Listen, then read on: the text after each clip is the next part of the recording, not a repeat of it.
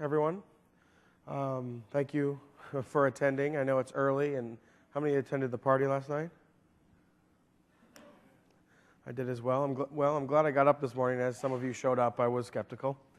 Let me start by asking a couple questions. How many of you have used Opalis? How many of you have used Orchestrator? How many of you have taken the lab that is associated with this, has the same name?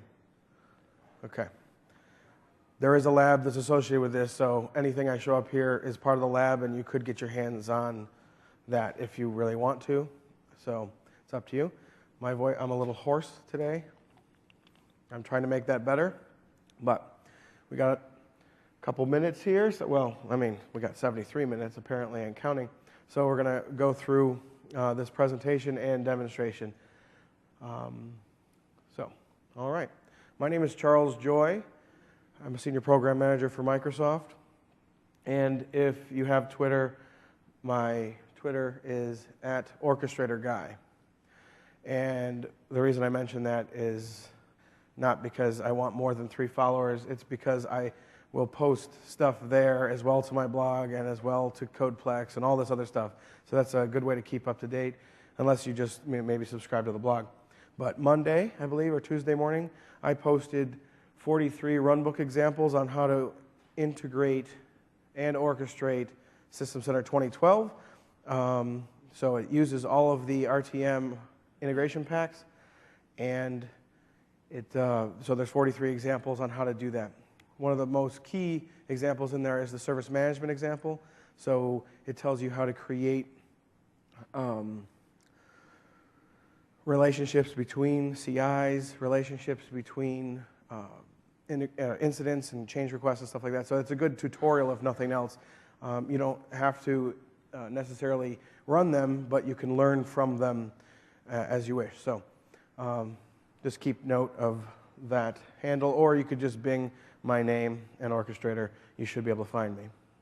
I also have 56 or so videos on my YouTube, which is how to use Opalis, and 95% of that is relevant for Orchestrator. The best practices are for sure relevant for Orchestrator. So lots of takeaway stuff. Session objectives and takeaways. I'm going to illustrate what's new in System Center 2012 Orchestrator. Well, we're going to talk through it. Some of you already know. Discuss planning, design, testing, deployment, and execution, and show the steps involved in policy to Runbook migration. I guess that's the important part and probably why you're here. Are any of you I assume because you're here, you're planning to migrate from Opalis to Orchestrator? Okay, that's good. For the most part, you'll find that it's not a difficult process.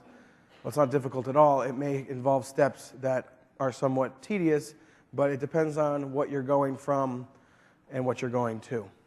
So we also want to recognize policy to Runbook migration steps and overall feel prepared for upcoming Runbook migrations.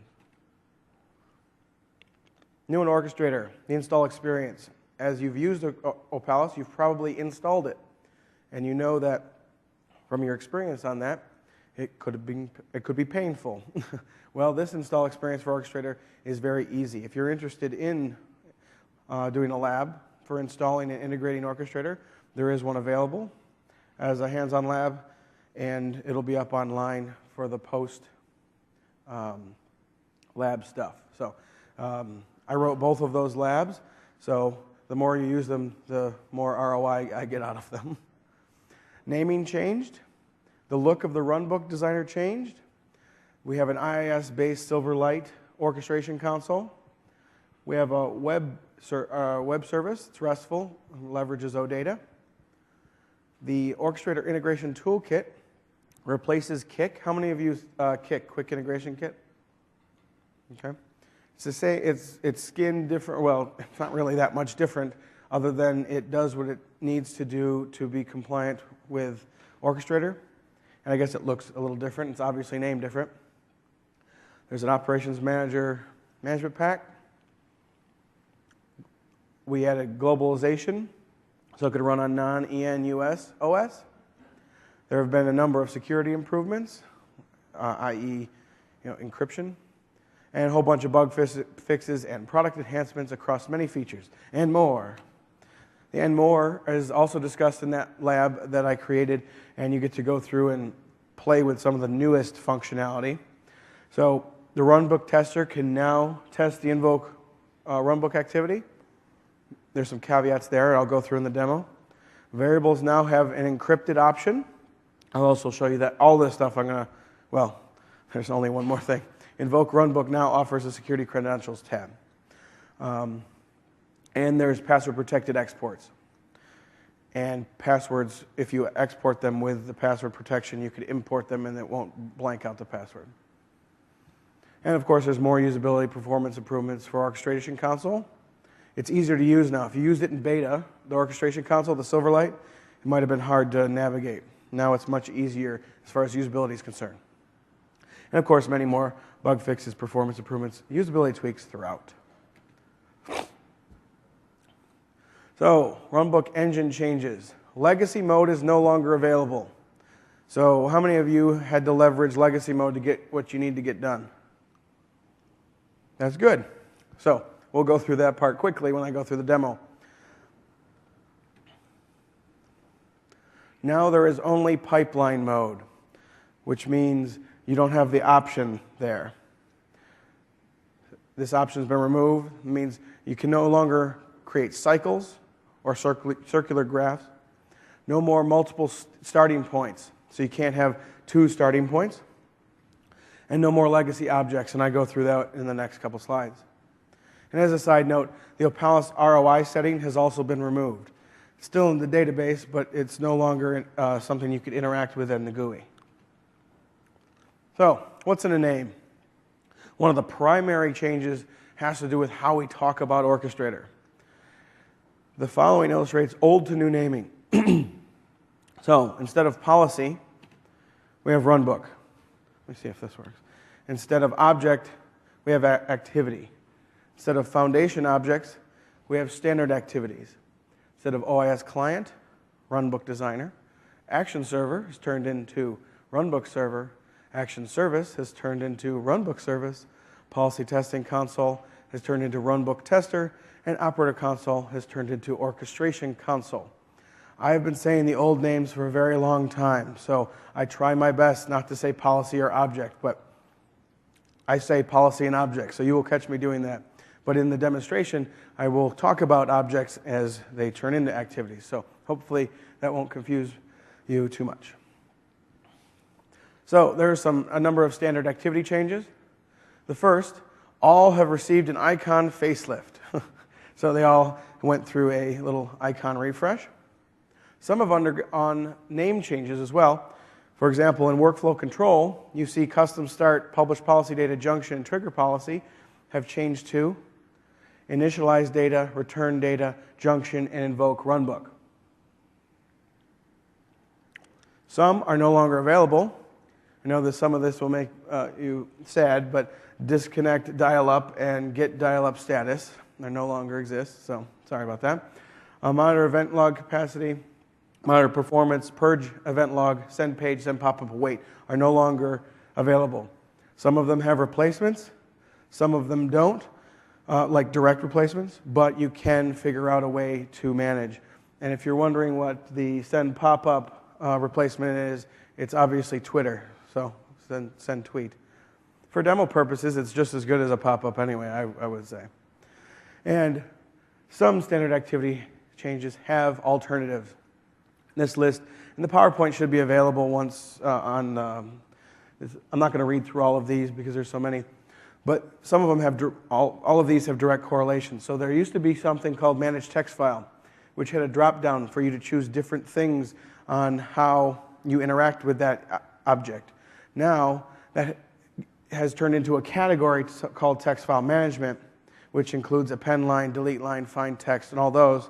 So you'll see in the demonstration that if I import a policy that has managed text file, it'll be an unknown object, and I'll show you obviously how to get around all that.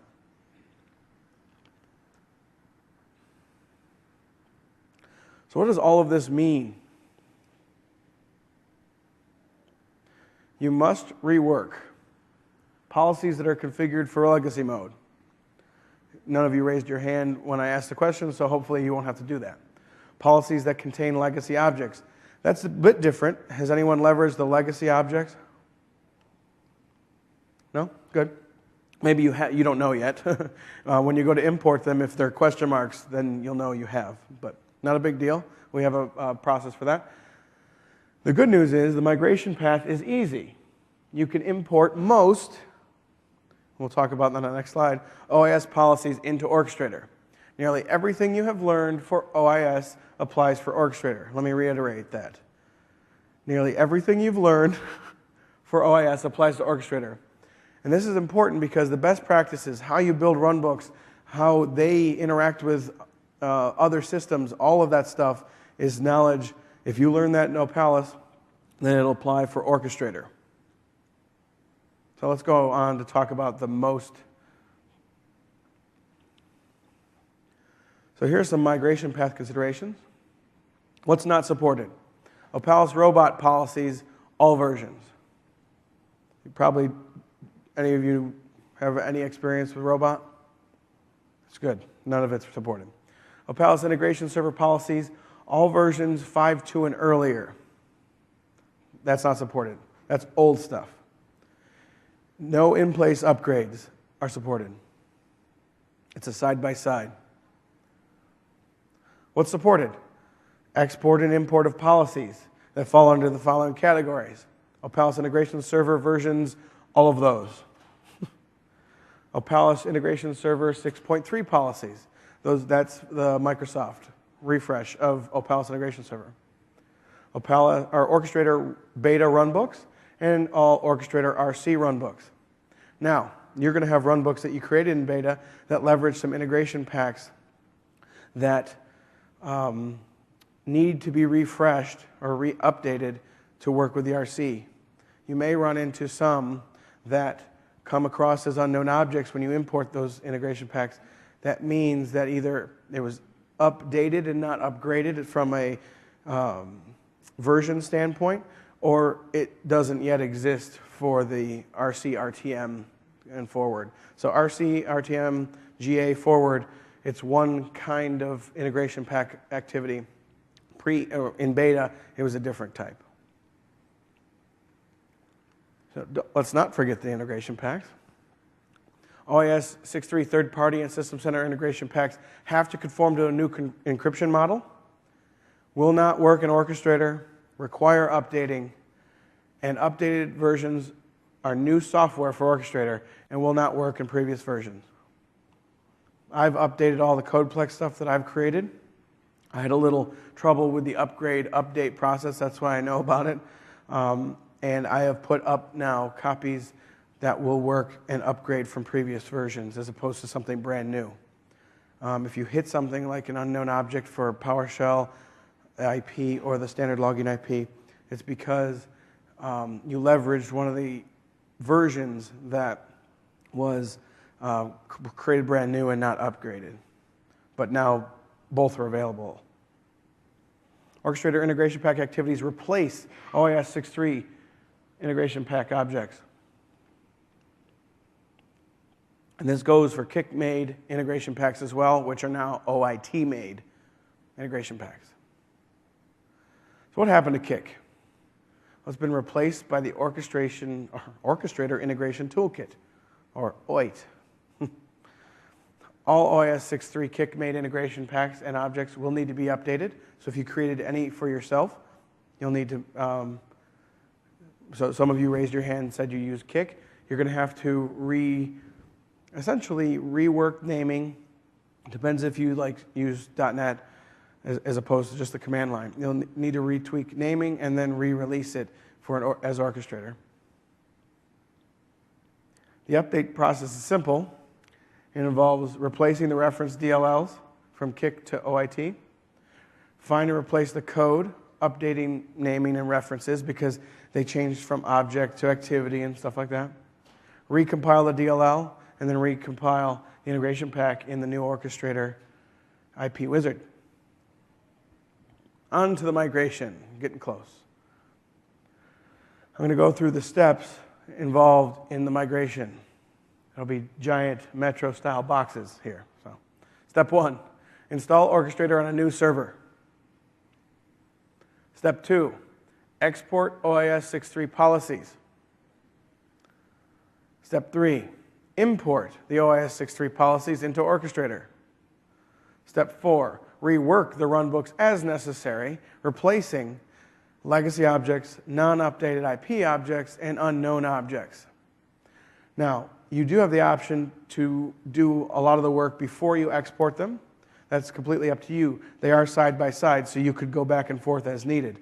And if you have two RDP windows open at one time, you could copy and paste stuff that may be pertinent for activity or object configuration.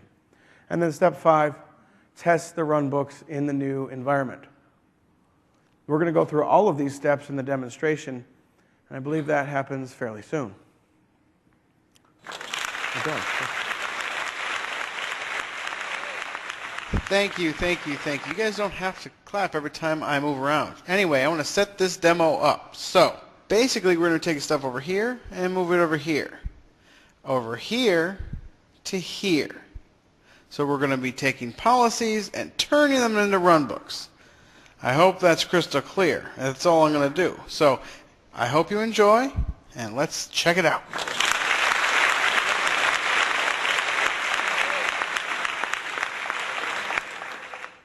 I forgot I put that in there.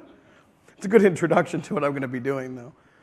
I was much more cheeky, apparently, when I did that. That was for Tech Ready a while back, but this is the same session, so it was good. So I'm going to move on to the demo, and I am actually going to be moving stuff from over here to over here. Oh, we don't need that to be up just now. Let me switch over to the demo machine, and I have to log in.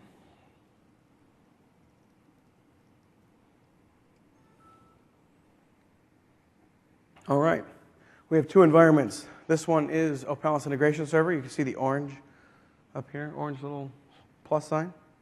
My other environment is, well, we all know about that refresh issue, so no sense in hiding it. You can see this is Orchestrator. It's blue. I have nothing imported in the Orchestrator. I'm wearing short sleeves and there's nothing up them, so there's there. I do have some stuff installed in this environment. One of the examples I use for this is that I import a runbook or a policy into a runbook that leverages the vSphere IP, and the vSphere IP is not installed, so we get to see what happens and what the process is. That's part of the demonstration. But the other one I do is leveraging the execute PowerShell script, where it has been updated and upgraded from OIS so it comes across cleanly. So those are just 2 things that are further down in the demonstration. But first, we need to start over on the Opalis side. And we'll notice I have a whole bunch of our policies in here. This is really going to trip me up going back and forth with the naming too. I created the MMS 2012 policy to runbook migration. I have the originals, which need to be fixed, and the fixed and updated versions that, well, those are for my examples, sort of like a cooking show. So what I've done is I've already exported this, but I can do it again. Remember, step 1 was install Orchestrator. You saw it was up, so I didn't have to really worry about that. Actually, I think I had this.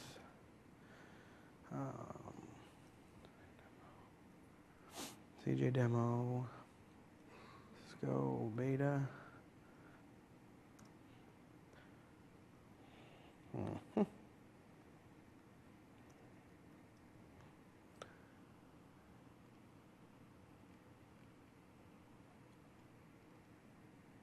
Yes, here they are. You see, I have the example for vSphere I'll get to later, but this is the example. I'm not going to, oh, no, you want to see it. I'm going to do it. So this export screen doesn't have password protection or anything because it's Opalis. So I'm going to click Finish on here. It is now exporting this folder and all the goodies inside it. This is that step 2, export your policies.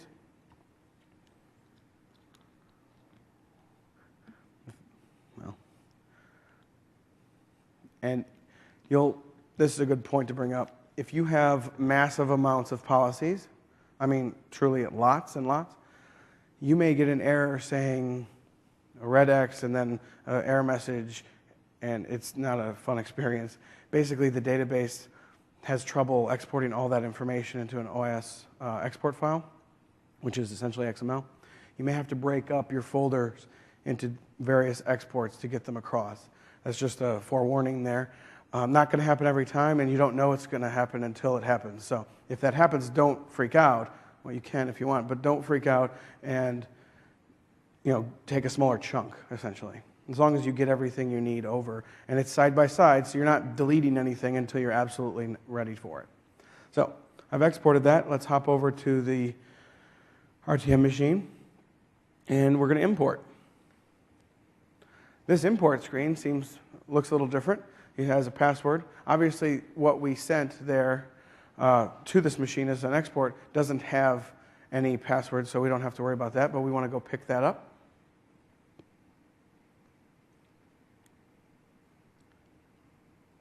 Those are the solution examples I put up on Codeplex. And I'm just going to navigate to C Demo 2 and the one I just created. And I'm just going to hit Finish. So this is going to import everything. You're going to see a lot of things fly by in the bottom there, a lot of things that don't relate to anything. When you export, especially folders, you get everything as far as global settings is concerned. Everything. So if you have 100,000 variables and counters and stuff like that, whether they're related to your policies or not, they will come across. So you could deal with it on the Orchestrator side or the Opalis side. And if you do deal with it on the Orchestrator side, it might be a little easier, except you're going to have deleted items in the database. If you bring it over as a clean import, you won't have those deleted items. So it's completely up to you. I recommend cleaning them up ahead of time. The reason I brought all that stuff in is to show you this folder contains the information that I need for these policies that I brought over. All this other stuff has nothing to do with those, but they're brought over. So now the step would be, if you decided to do it this way, is basically delete everything that's not relevant. If you want to, you'd have to set up a second Opalis database on the Opalis side. And I have a video on this, on how to clean up your exports. I recommend doing that method. Following that video, I could actually tweet that video after this, the link to it. Clean it up in that second Opalis database, then export it, and then import it into here. That's what I recommend, so you don't have all this garbage in here. Unless it's all relevant, in which case, don't worry about it. So for us, though, I wanted to put this in here specifically to show you that everything comes over regardless. And that's because global settings are global, and they can be used by anything. My separation into folders is purely logical and purely organizational. So that's sort of the story there. Let's take a look at what we got here. So I'm going to expand all my folders. So in the original, I'm going to be toggling back and forth, so it might get kind of confusing. But on the original, I have some legacy foundation objects. This is the managed text file object that's chosen to be leveraged as a read text. So if I go to general, you can see read line. And you have the other options. This is an old activity or object. In the new one, let's see what it comes over as. Our happy friend, the question mark. And you go, well, I'll just configure that. I'm sure I could change that. Oh, you can't. So if you don't fix it on the Opalis side, then you have this and you have to do back and forth comparisons, which is fine. I mean, if you have a system set up like this, you could copy and paste. It wouldn't be that difficult. Let's look at what it looks like fixed on this side. And that's down here in the fixed and legacy foundation objects. There we go. So I had changed these on the Opalis side, as you can see over here. So I did the work ahead of time and imported them on the, into Orchestrator. You don't have to do that because I could have as easily, oops, sorry, I got a little wild there. I could have easily created a new one here, but I wanted to show you both options. Now, let's open this guy up. The other thing that's very important, you're going to be making changes to your policies to runbooks. So why not make them better? Improve your process. That's one of the most important things. If you take the lab, I reiterate that over and over again, improve your process.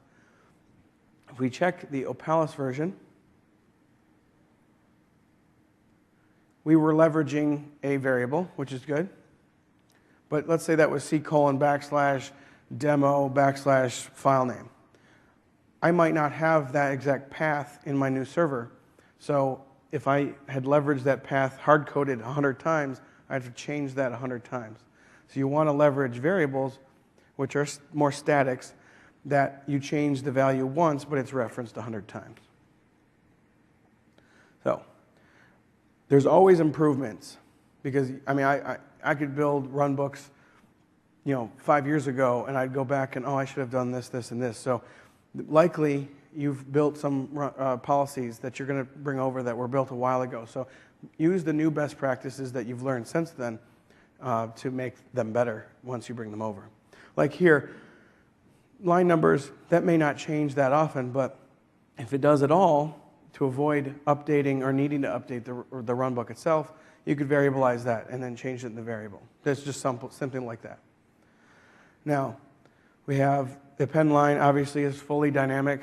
The blue text means that it's dynamic, as I said before, or I've said in the past. And then I've changed from a send pop-up to send platform, as send pop-up is not available anymore, and send platform is just as good. If you want to, you can install the Twitter IP and tweet your results. I have a blog post. I don't know if you heard the Twitter about yesterday's VMMT session. They used Twitter, monitored for the number of tweets, and then kicked off the migration of VMware VMs to Hyper-V VMM VMs. So that was sort of like we did last year with the Connect, moving, drag and dropping. It was this year's fun thing for that demonstration. Anyway, back to our session. That doesn't have anything to do with Twitter, though I mentioned it 10 times. So from unknown object to objects that you can manipulate and change and make better. That's the most important part. Let's take a look at just non-legacy foundation objects, which means they are objects that exist in Opalis, and they're objects that exist in Orchestrator. So query database. How many of you have leveraged query database? I do all the time. This one will come over. You won't have to worry about it. But I bet there are a couple objects or activities in your environment that are configured. Yeah, you have a query. That's fine. But I bet some of you have hard-coded servers and initial catalogs in here, which means if you're changing servers or referencing different databases, that when I go to run this, like if I run this in this environment right now, localhost will probably be fine. But what happens in SQL, since I've renamed with my install to Orchestrator, that Opalis table or database doesn't exist anymore, so it's going to fail. And if you're going to change it, why come in here and type Orchestrator in here? Because more than likely you have more than one of these activities, right? So create and I'm going to actually modify this, create a variable, reference that, and then you can copy and paste this activity over and over again, and then you don't have to worry. You could change it once and not 100 different times. As we see in my databases, I do not have an Opalis database. So obviously, if we ran this, it would fail. And because it's on the second tab down, you may not realize it right away, and it might be frustrating. So you're going to change these activities. You might as well make them better. So let's go ahead and do that. I'm going to check it out. The caps table still exists in the Orchestrator database, so that's fine. But localhost, I think I created them already. It's not a big deal. Sorry. I guess I didn't. Okay.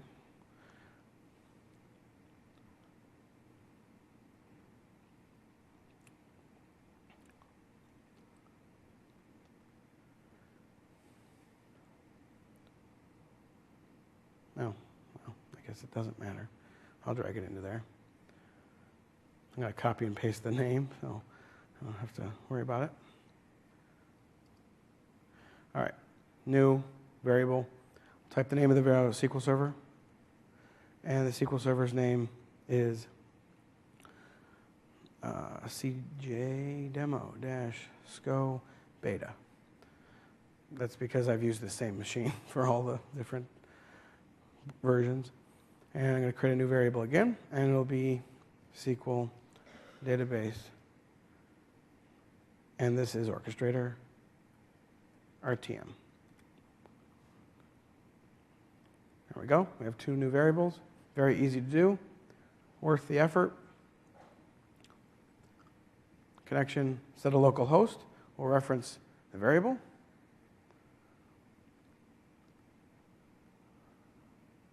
Server and database variable. So in a couple seconds, I have made this runbook way more dynamic, which means that if I have to export it or copy and paste this guy again and again, this information will stay, and I don't have to modify it over and over again.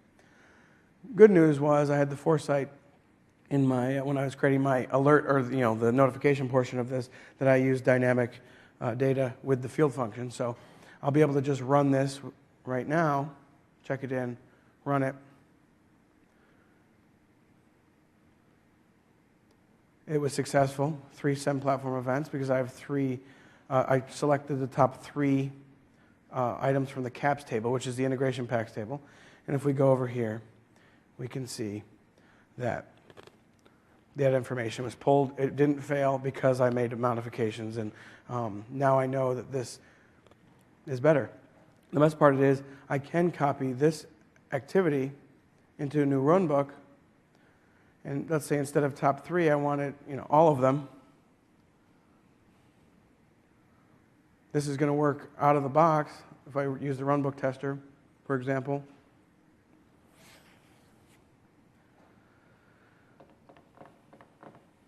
Sometimes the runbook tester is slow.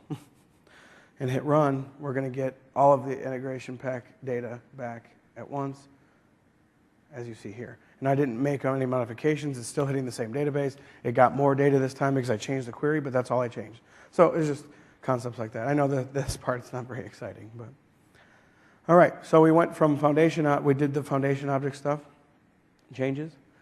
Obviously, with my best practices, I really should copy this tab down into the fix, but I think you get the point there. So let's move on to legacy mode. There are a couple things wrong with this picture. First and foremost, you probably recognize that there is an unknown object or question mark. That's write computer. That's the managed text file activity or object that didn't translate over. The next thing you might see is there is a loop within the policy or runbook, and that, while it works, if we go to the Opalus system, see how there's no, this works and it's fine because it's an Opalus, and this guy is in legacy mode. So if we go to properties, run behavior, that's not checked. That's how you know whether you're in runbook mode or pipeline mode or not. So if I run this, and I have run it in the past, you can see, as long as my action server is up on this side, we should be okay. It is.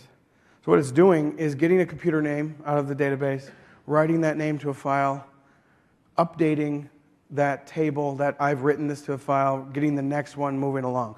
I mean, it's a silly example, but you may have something that's similar to that does that. This works in how many seconds?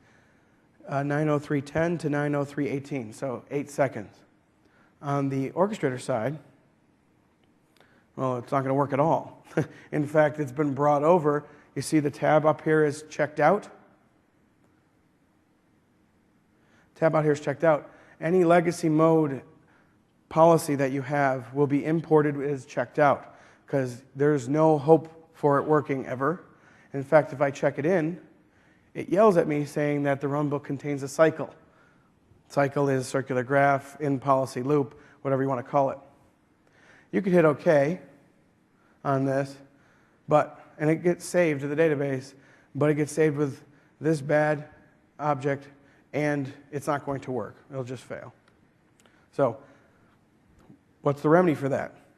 You move your legacy mode stuff to pipeline mode, and I have done that. For legacy mode, I could get away with loops in policy. Leveraging pipeline mode, though, and the activities therein, we can use object level, activity level looping, and that can be on a invoke runbook activity, which means everything that's in this runbook can be executed any number of times while looping through it. And that's exactly what this does. So this invoke runbook activity calls the second one, and it will loop every 5 seconds, and it'll only exit that loop once it reads a complete equals true that's generated on this side, which we know complete equals true based on there are no more records to update. So this replaces the functionality that you've seen previously, but I've run this in the past, and to save time, I won't run it now. Oh no, well, you wouldn't see that. I ran this a while back, so I'll run it now. It's no big deal. Rest assured, this takes more than 9 seconds to execute, because even triggering a runbook sometimes, takes more than 9 seconds. So the point of this is, just because you change your runbooks to meet the Orchestrator compliance and follow best practices, sometimes they're not as efficient as they should be. In fact, this will sit here and hopefully turn. Oh, it's failing. Oh, you know why? Because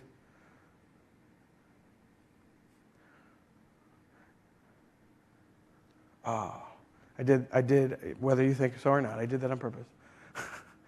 Incident access doesn't exist. This is one of the things. You're going to start testing, but like, oh, what did I do? So obviously, it's going to fail. And my looping construct here, if I've built it correctly, well, I haven't. That's another good point. It will loop forever because it doesn't have the information to stop looping. So these are things that you're going to want to improve the process on. So I'll hit stop there. Open up, get computer name, connection. Period works just fine. I always recommend using variable since we created one. Let's see, we're in pipeline mode. There's the SQL Server database, or SQL Server, which happens to be, it's Opal 6.3. I'm just not going to have to go actually change that variable. Initial catalog, instead of hard coding that, I'll go grab it from here. And then that should be fine. See, if I had done that earlier, I wouldn't have to do this over and over and over again. So I'm doing this to be painful for me and apparently painful for you.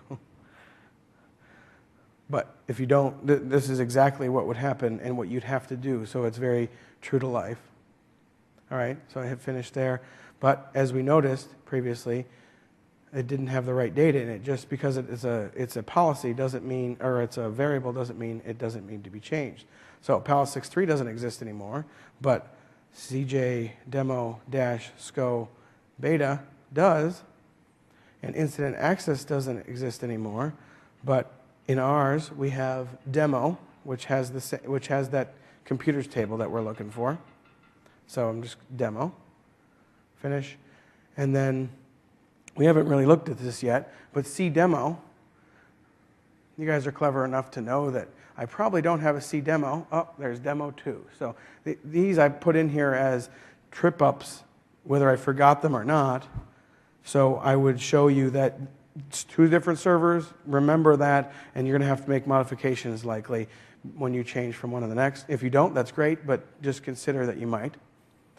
So if we go back to pipeline mode here, folder. This guy's good now. That guy should be good. Right computer.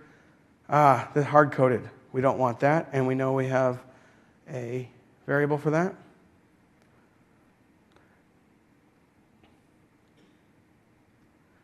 And everything else should be good. So I'm going to check this in. Now back to my point. Now this is all good. Oh, let's check this guy out. I'll change that looping to say the number of attempts should never be greater than, whatever, 100. At least you know it'll end at that point. You could obviously change that number. So now if I start this up,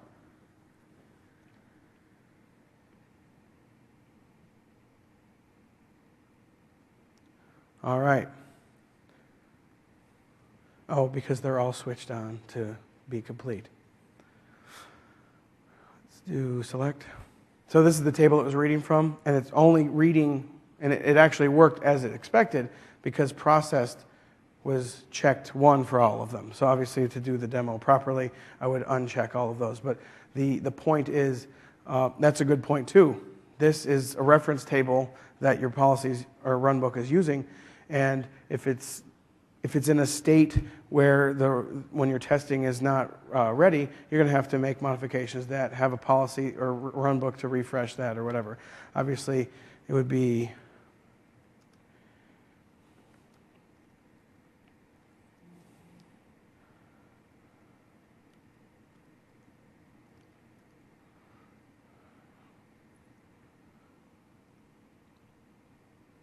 this. I'll execute that. Now if we do this, all processes have been changed to 0. Now, if I run this, now it's going to go through and iteratively do that. So these are all things that you may or may not run into, just as examples in your testing process. And this is all part of the growing pains, I guess, from migrating. And what I'm trying to illustrate here is that it's not as easy as exporting, importing, and then magically everything works, because the environments are different, scenarios might be different. There are major process improvements that you could perform. But now this is going to run through over and over again until it goes through all 27 line items. The reason they were all switched to processed is because a previous demo, obviously, but well, that's the answer to that. But this is going to take 5 minutes to complete, and that's not great. So how can that be improved? Well, if we think about what we're doing, we're reading, and then we're writing. I mean, that's pretty simplistic. So I've improved this even more down in the fixed and updated in a runbook called 4.3 improvement for 4.1. And who knows, maybe you've inherited your Opalis system, and that person thought cycling through that would be better because they didn't know how published data worked. Well, this 4-activity runbook does the same exact thing that the other one did, except it will execute in mere seconds as well. So this one's just getting where process equals 0. So obviously if we run this, let's see how many are. It's processed only 6 of them, or 5 of them so far. So that's a lot longer than 9 seconds. So I could actually run this guy, which I believe I've leveraged the variables already.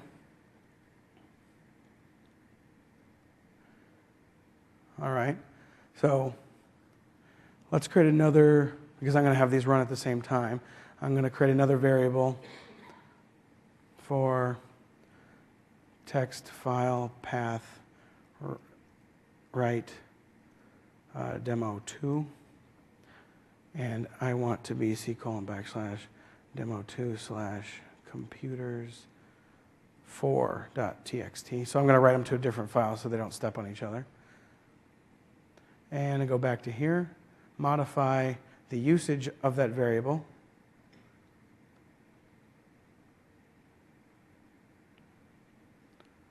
Finish, check it in. We'll run this.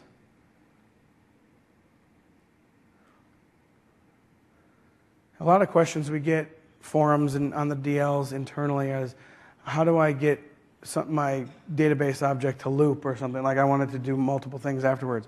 That's inherently baked in to these activities. If they generate multiple lines of data, the next activity will execute that number of times. So it's like looping, but it's just being pushed all at once.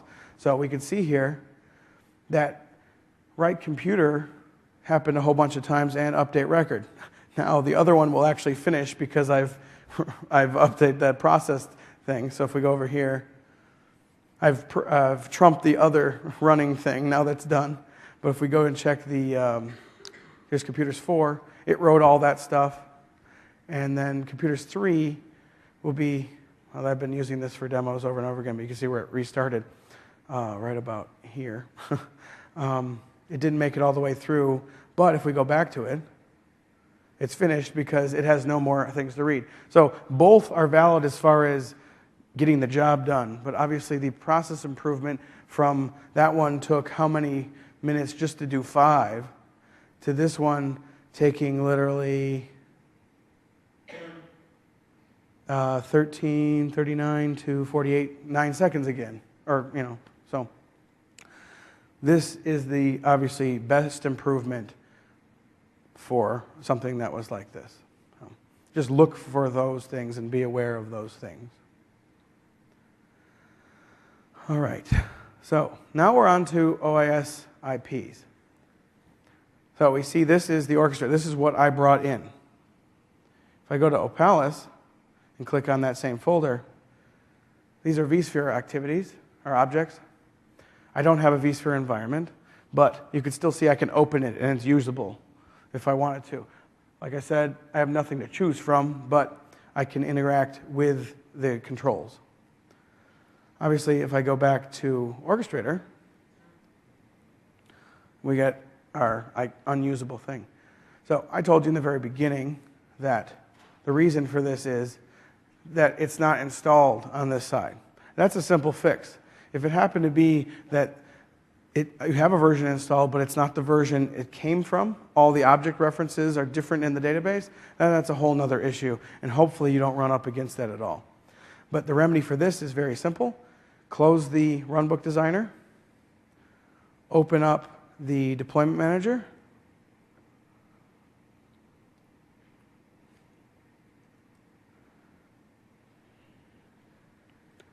for Orchestrator, see that you have everything you have installed, but oh, I forgot to register and deploy the vSphere one, so I'm going to go ahead and do that.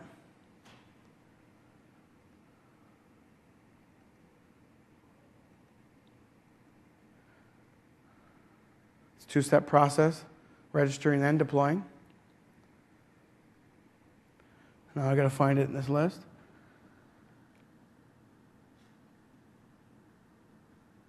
There, I don't know. Why is it in the list? Oh, I jumped the gun. It wasn't finished registering yet. So there we can see it there. So I'm going to deploy.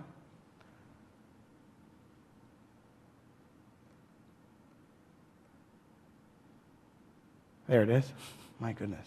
Next, what computer do we want to put it on? Oh, well, I didn't realize that it would not translate. Localhost is easier to type than that. Next, next, finish. Now it's going to deploy that software. And how many of you think that once I go back into the Runbook designer, everything's going to be wonderful?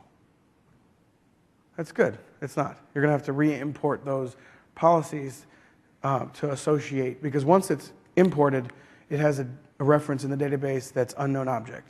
That's just written, and that's what it is. Unsupportedly, you could go and refresh all those references to this new thing, but it's easier and supported to re-import the policy. So we see that it is installed somewhere. There it is. So we're good to go.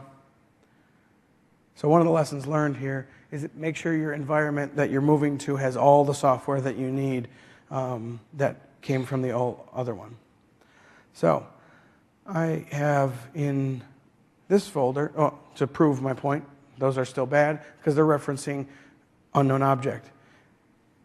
There's nothing you could do about that in a supported way.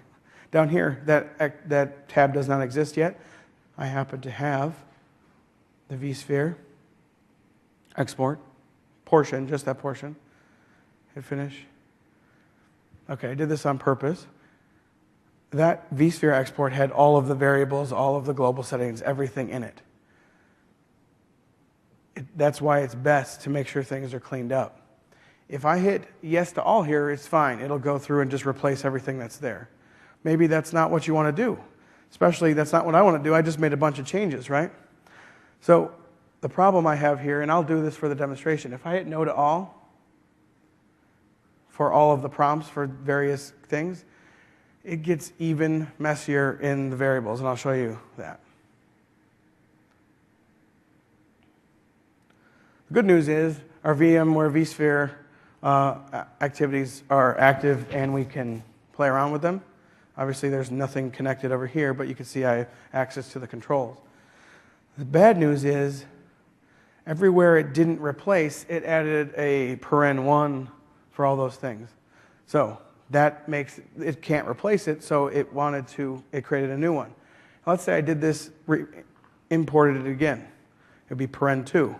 Import it again, paren3. This is important. If you have multiple people using the same environment and they don't know what to do and they hit no to all because they're worried about it, this can be a mess in very quick time. So when you're migrating, clean up your runbooks from all that stuff, or don't export it if you don't need it, sort of thing, because those are options in the export and they're options in the import. But I did this so you can see that if you leave everything default and you hit no to all, you're going to make a bigger mess than you probably want to clean up. And if you're wondering what's the fastest way to delete all this stuff, it's certainly not clicking on one of them and hitting delete, clicking on one. Here's a tip for you. Create a new folder and drag the stuff in there.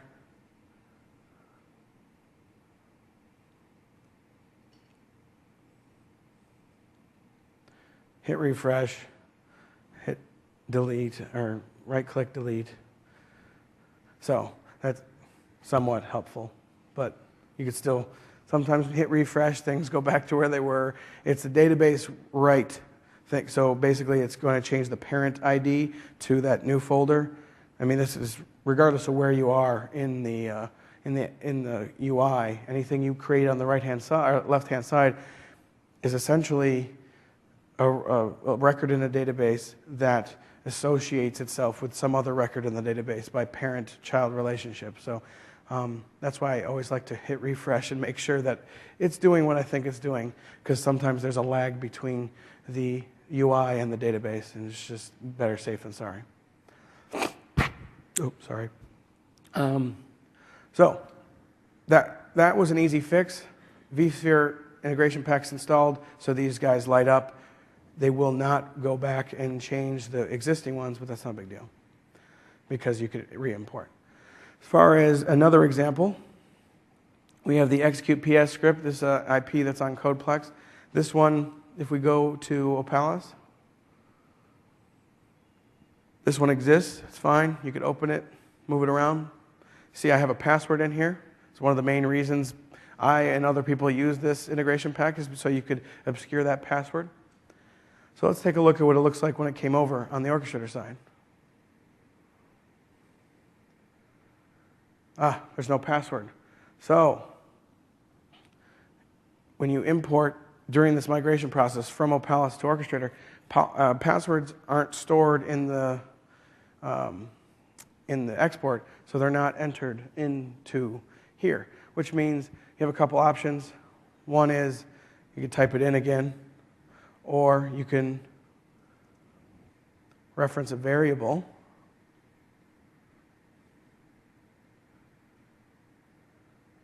Oh, now you see my password.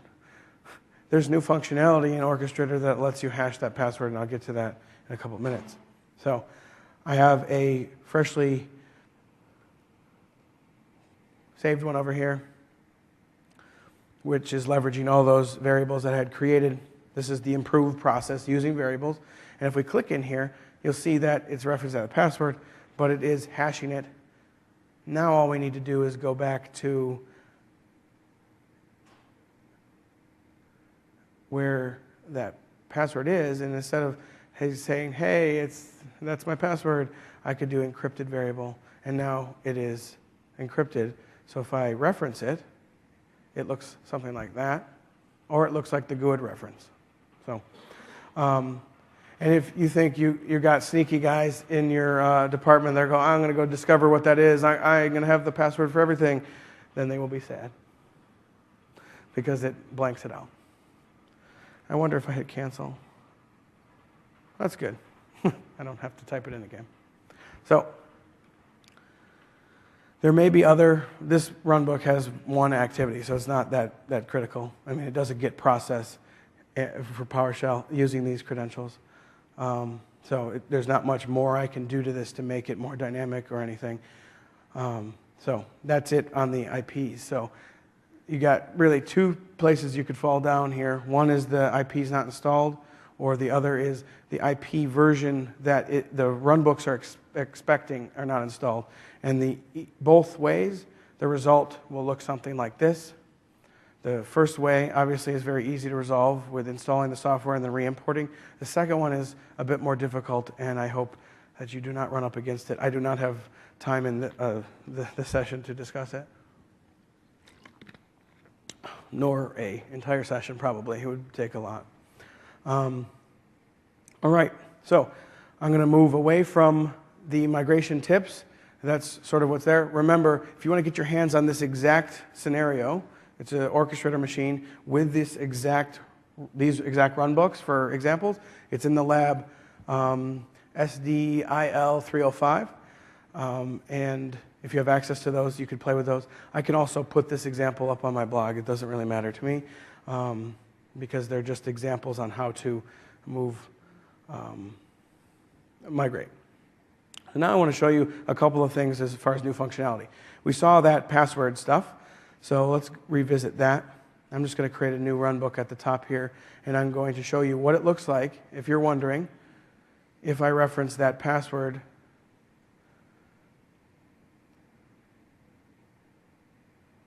here. And if we look over on the right-hand side, that's the password, but it's kind of encrypted with, funky stuff.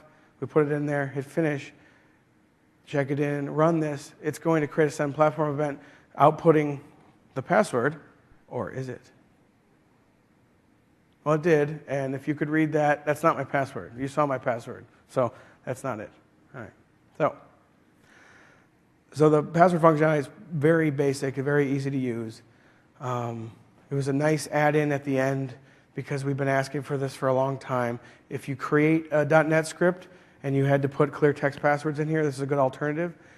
In the run.NET script activity, the script body is no longer output because there's potential for passwords in there, and we didn't want that, so that's one change there. Next change that I'm going to talk about, and I'm going to quickly get rid of this. I'm going to create two runbooks. I'm going to rename this one to parent and this one to child. And in this one, I am going to put a initialize data and a send platform. What I'm going to show here is that in the testing console, you can use the invoke runbook activity. So I'm just going to put a parameter in here. Just call it parameter 1. And I'm going to reference that parameter in here. There's nothing, not very complex process here. But in the parent, I'm going to put in initialize data so I can start the whole thing off and invoke runbook. Connect these up. Connect these up. Add another parameter in here. I'll just do this parameter from master or from parent just so I know the difference. In invoke runbook, I'm going to select my child.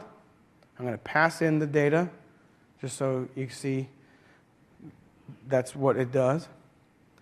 It doesn't matter. I'm not waiting for it to complete. But instead of checking it, well, I'll check it in to save it. I'll check it back out. Do the runbook tester. If you've done this in the past, runbook tester has, what has it done when it gets to the invoke runbook? It's failed because it can't interact with something that's not in this little session that it creates. Now, this is not going to interact like you expect it to. Well, that's a rhetorical question. I don't want everybody to answer. What people expect and what I expected is this will kick off and then it'll open up a runbook tester and do the next one. If you do not have this guy checked in, I'll do it. Don't make me do it, I'll do it.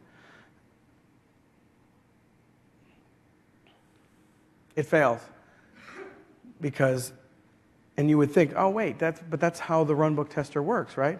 Things are checked out. This is not operating like you think, so let's check that in. I'll run it. Test 2. We did it, and we see that, you probably can't read that, but it says queued, which means it's just given to the database as something that's going to be next. If we check on the log history, there it is. And this one, did it work? I guess it did. It just failed in the UI, but worked. But it used a version that was already in the database. So the point here is it's going to invoke the runbook, but it has to, well, it doesn't have to be, I guess, unless you don't want an error.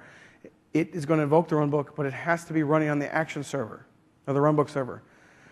The conundrum there is you're running your runbook tester as you logged in. The action server runs as the runbook service. So you may be testing and mismatching credentials and stuff like that. The other thing is, the whole point of testing is to slow it down and next. And there's no option for that. So you're going to still, if you wanted to slow this testing down of the child, you're going to have to open the runbook tester, test that, and then go back, open the parent, and test that, and then don't have it continue for here, like disable that activity or something. So that's that new functionality. I don't know if you'll use it. I know I probably won't use it for how it was intended like that. It's just, it works, but I'm not sure that that's the implementation that people accepted or expected. So, next bit of new feature is we'll open up Invoke Runbook, and now we have a security tab. If we go to a Palace, and let's go to, what was it, pipeline mode?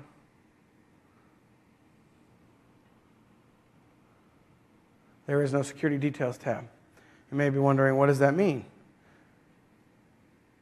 Well, that means I can trigger the child runbook or the target runbook with different security credentials than what are being used in the action server service.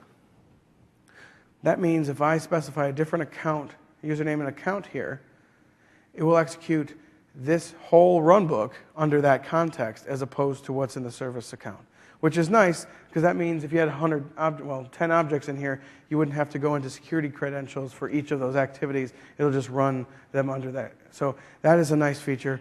It's a blanket impersonation essentially for that runbook during runtime, and it is configured in the runbook activity for security.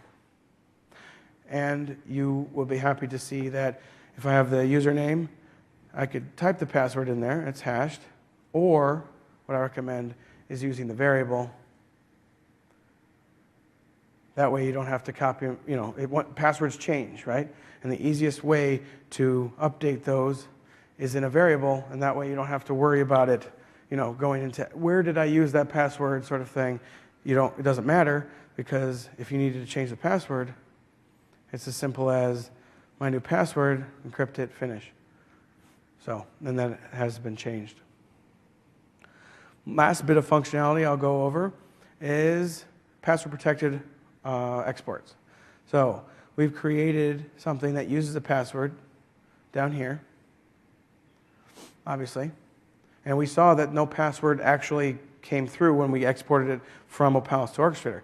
So I'm just going to export this folder, and I'm going to password protect this export. So test, remember your passwords, because you will be sad. I'm not going to export the counters, I'll just do the variables, but we know what's going to happen there. It's going to export everything, and we'll have to deal with that. But we're exporting from somewhere where we made the changes last, so it's less painful. And we don't have any global configurations, so it's not a big deal. So I'm going to do password. Oh, it looks like I've done this before. I'll overwrite that. Yes, finish. It's exporting these two runbooks. One of them has a password in it. I'll open up that file so you can see a bit of the difference between the password protected. Is it done? Yeah. The password protected runbook. I'm going to open it in Notepad. It's hard to see, but at the top we have something called encryption salt, and then the salt here. So that's different than if we opened up the export that's coming from Orchestrator or Opalis. So if we open up that one, where was it? Here. There is no encryption salt at the top, or pepper for that matter. So that's new, obviously. Now, the password is going to be encrypted in that file, just like the whole thing is password protected, so you can't even glean the password out of that file. So that file is safe. But let's import it up here. And your expectation would be that the password is still in there, so you don't have to go and modify that. If you don't type the password in there, it assumes blank password, which is still a value, but it's different than test, so it won't match up. I'm going to just hit finish. Hear that questions over and over again. I don't want to hit no to all because I don't want another set. So I'm going to hit yes, and then this next pop-up is, you've said you want to overwrite the variable, but do you want to overwrite the data that's in there? Because that's, you might not want to do that. I don't care, so I'm choosing yes. So in a couple seconds, we're going to see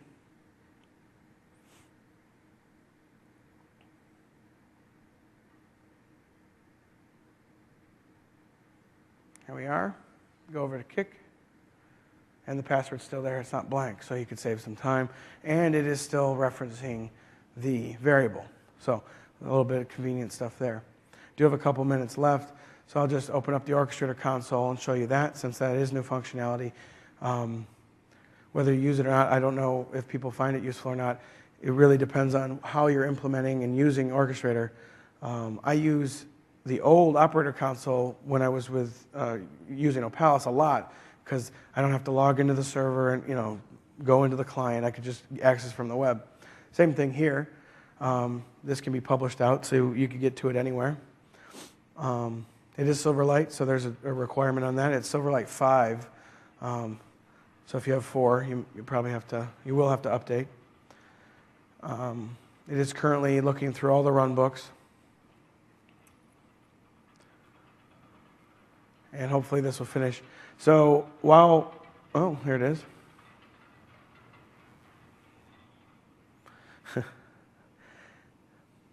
So you could expand on the left-hand side, and if we wanted to kick this one off,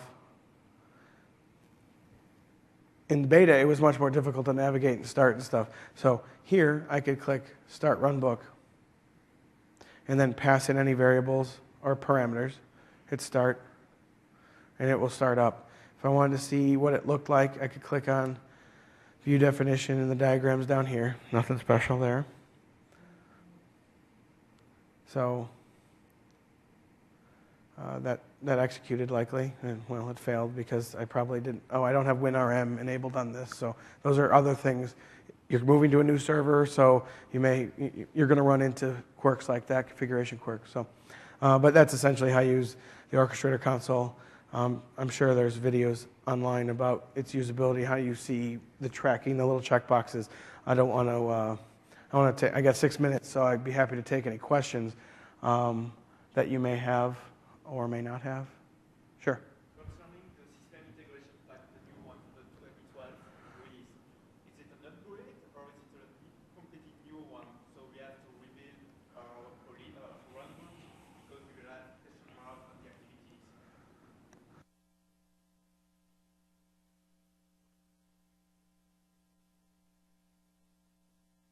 The question was, are the 2012 integration packs brand new, and will you have to create everything brand new? So 10 integration packs were released for 2012. The 2012 component integration packs that go against the 2012 components, and then the, V.old, or the older version ones that go against 2008 and 2010 versions of the component. If you have integration, if you were leveraging the integration packs for the old stuff, going against the old stuff, and you export those and import those, those should work for the V.old stuff that you're pointed to. Obviously, if you don't have if you haven't created any integrations or runbooks against the new stuff yet, that's all net new. But if you played with them in the beta, they should move forward as well into the. And if not, I don't know the frame of reference around this, but there was supposed to be some sort of upgrade script for the database to flush out those comparisons. I don't know if you'll run up against that. I haven't seen it personally with all the stuff I've done. So the stuff that I built even in beta and translated over to RTM still worked. But obviously, if you're using and going against the older versions of the stuff, there are replacement upgrade integration packs for that, so those should work just fine. And if you played with the beta versions of the 2012 component IPs, those should work for RTM as well. So it should translate export, import style. So, any other questions?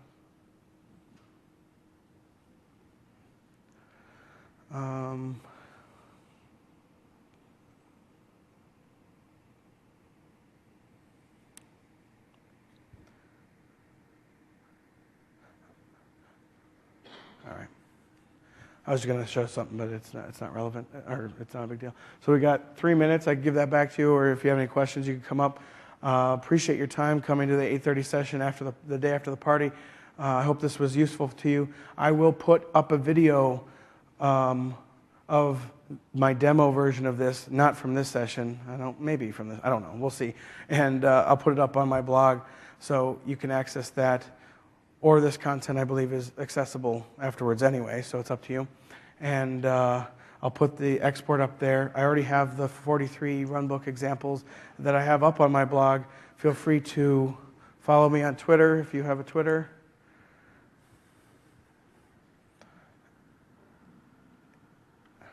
Got to use the right keyboard.